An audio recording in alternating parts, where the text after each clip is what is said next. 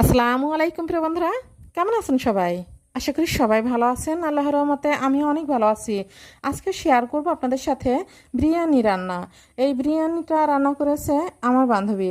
তো ভাবলাম আমার রান্নার ভিডিওটা আপনারা দেখেন, আমার বান্ধবী কিভাবে বিরিয়ানি রান্না করেছে সেটাই আপনাদের সাথে শেয়ার করি।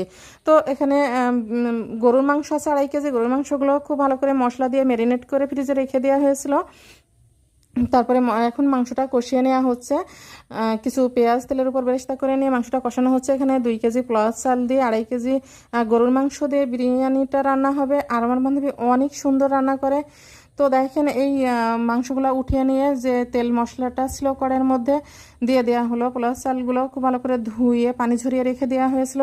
তো মশলার মধ্যে চালটা হালকা করে ভেজে নিয়ে এখানে গুঁড়া দুধ দিয়ে দেওয়া হয়েছে। গুঁড়া দুধটা দেওয়ার পরে দিয়ে দেওয়া হবে গরম পানি।